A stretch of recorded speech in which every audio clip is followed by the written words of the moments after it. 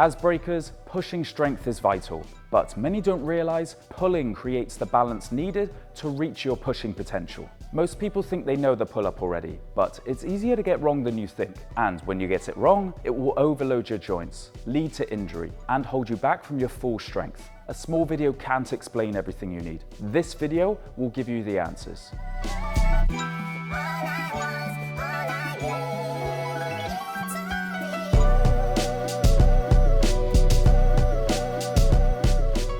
Hey, I'm Coach Tom, and welcome to Breaking S&C. Pull-ups, why are they important? They create balance. When you do something dynamic like a push or a throw with your shoulder, you use your big powerful muscles on the front. When you have done the dynamic movement, the pulling muscles on the back work really hard to decelerate the shoulder. Otherwise, your shoulder would dislocate each and every time. If your pulling muscles are weak, two things will happen. One, your brain will sense danger and not allow you to push or throw to your maximum power. Or two, your shoulder actually gets injured. Pulling strength allows us full access to our pushing power. This is why we want it.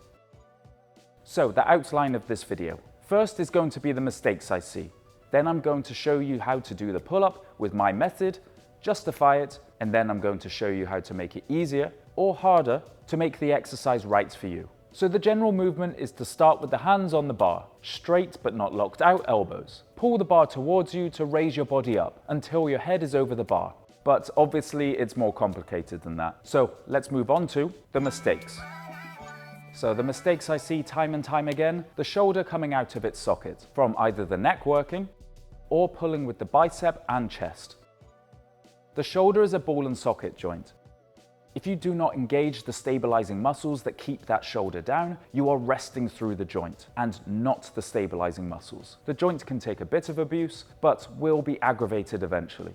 Also, if your neck is compensating and working whilst you pull and even push, it closes the natural gap you have between your bones and your shoulder joint. This means that the shoulder raises and bones can start pinching on the joint. The shoulder likes being strengthened in its socket, with the stabilizing muscles supporting it. Compensations make the exercise easier, but massively raise the risk of injury. If your joint is already in pain, we definitely do not want to rest through the joint and aggravate it more. Another mistake is not engaging the pelvic floor, and so the shoulders cannot be activated completely. The hips connect to the lat, which holds the shoulder down and in the socket. If the pelvic floor is not on, your shoulder will not be fully secure, which means you are not activating the right muscles and raising the risk of injury. The pelvic floor also allows the hip muscles to become the anchor of the body rather than the back joints. See, this is just a weak position for your core. It may potentially aggravate your back and make your strength you get from pull-ups transfer less to breaking. Think about it. Your hips should always be stable in power moves. Pull-ups should be no different. Lastly, choosing a progression which is too difficult for your uncompensated strength level. You'll be surprised once you get the technique right, how hard pull-ups actually are. You need to put your ego aside and start smaller than you probably thought, especially if you are injured. If the pull-up is too hard, it's impossible to engage the right stabilizing muscles to begin with. You have to compensate. Build it from a foundation of safety. Consistency is what gets you strong. And if we're not getting better and stronger, what's the point? So, areas I want you to focus on. The main areas are the shoulders and hips. Shoulders. This is the longest but most important section. You are always trying to keep the shoulders in the socket. That's where they like being strengthened, before you go up. So, focus on the scapular pull. Shoulders stay away from ears and keep it there, and pull. To learn the scapular pull properly, check out my video on this. But essentially, when hanging, you have three stages. Engaged at the top, engaged at the bottom, and off. Never be off. Off is resting through the joint.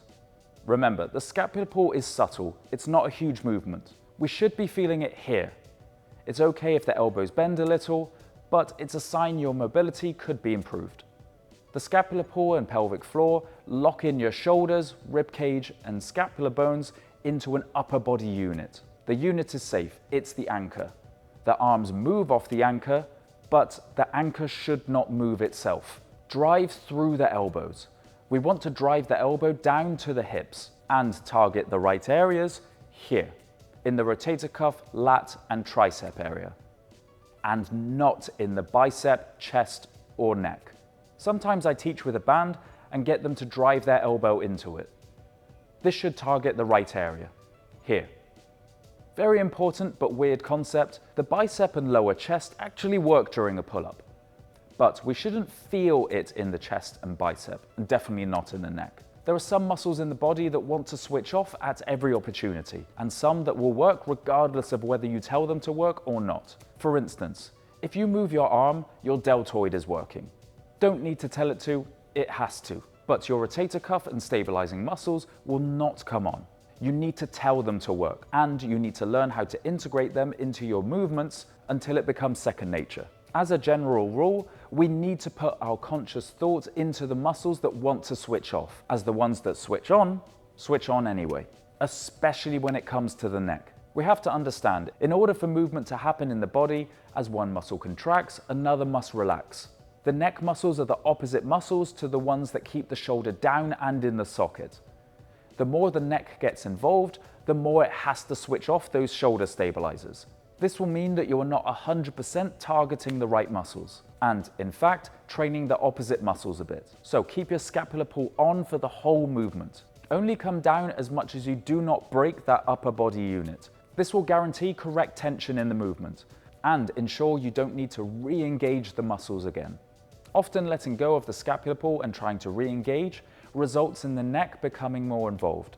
Sometimes an easier way to start the pull-up, ensuring you keep that upper body unit, is to go in with a bent elbow and lower to the starting point, rather than starting straight arm.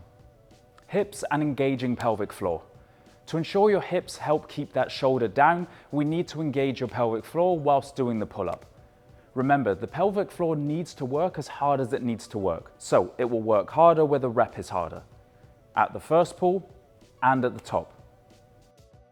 So because we are engaging pelvic floor, we should be feeling the pull-up a little bit in the hips and glutes as well. Bracing pelvic floor will also help bring the tension from the wrong areas to the right ones. In fact, a very important point as you get tired. So the brain's job is to keep you alive. It will find a way to move, because evolutionary-wise, if you couldn't move, you would die. So when you're feeling it in the shoulder, bicep, or elsewhere, those muscles are doing the work that this area should be doing. If you're bracing pelvic floor and you feel the exercise in the right area, great. But as you start to become tired, the tension will move away from the right areas to the wrong ones, and your technique will start slipping. The body will always try and find a way to move. So if you do feel tension moving into other muscles, you have two choices. Either one, brace pelvic floor harder to bring the tension back to the right areas and grind 1 or 2 more reps out with good technique. Or 2, if that doesn't work, rest. You are done. If you go past your point of flexibility, either at the bottom so the shoulders come out the socket, or at the top so that your shoulders unnecessarily round, you'll turn off your shoulder stabilizers. We want to keep the shoulders in the sockets for the entire pull.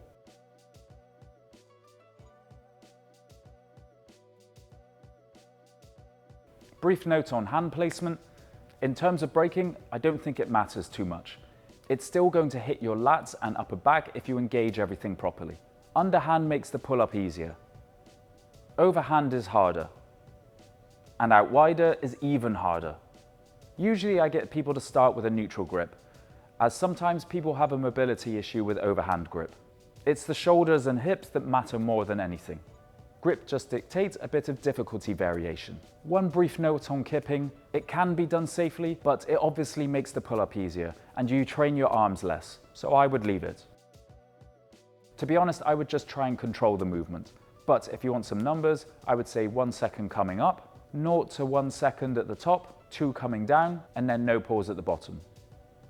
If you're injured or have a recovering injury, you work to the capacity of your weaker side or injured area. If something's injured on the left side, it will give up before the right side. In my rehab series, I discussed the energy meter concept. Stop when that weaker side can't maintain the good form anymore, or your injured area starts to feel vulnerable or painful. The harder you brace pelvic floor, the more you will be able to bring tension away from the pain and to the right muscles. This will allow you to get more pain-free work in, especially as you get tired. To improve, watch yourself in the mirror or film yourself. This will all ensure you don't compensate and go into pain. It will be a weird sensation, as the rest of your body will not feel tired, but that injured area will exhaust before everything else. At that point, you need to rest. Don't rest through your joint in your dance.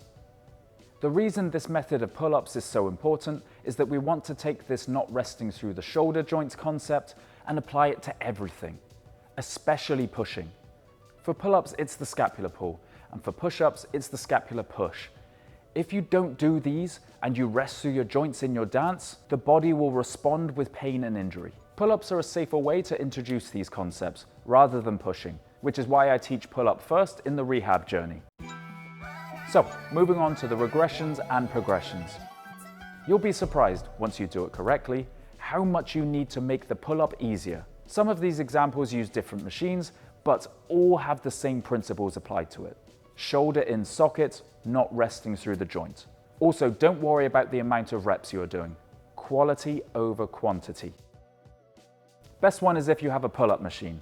Then you can simply add more weight to make it easier, and then take weight away and build up to body weight pull-ups. You can also use a strap and put it between two cables like this. Again, weights can be put on to make easier or taken off to make harder. Pull down or pulley pull down. This is also easy enough. You can start small and build up. The pulley also allows you to do single arm work as well, which can remove some of the confusion about when one side is fatigued more than the other. However, after a while, this won't build up the pull-up as much as the pull-up itself. Resistance bands. Use a light band to make it harder, and a heavier band to make it easier. And if need be, double up the bands to make it even easier. Though please note, you will probably struggle to get high reps using resistance bands. If you need to get higher rep, then another way to use them is to actually pull the band down like this. It's better than nothing. But as you will find out, it will not feel the same as a pull-up. If you have nothing but access to a park, then grab the bar, then push your feet into the floor to take weight off. You'll be surprised that this is actually hard, especially with good form. To make it harder, push with your feet less and less. Once you get strong enough, you can raise your feet on the negative part to make it harder. Then build up to full pull-ups. Once you can do normal pull-ups, to make it harder, you simply add more weight. You can literally start with a 1 kg.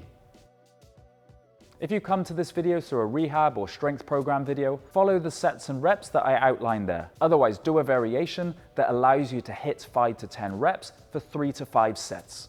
Once you can do 10, make it harder and go down to 5. Anyways, that was the video. Thank you so much for sticking with me. If you found this useful, please like, subscribe, and share with a friend. It really helps the channel grow and allows me to put out more videos to help build you as an athlete. Also, please give your feedback below.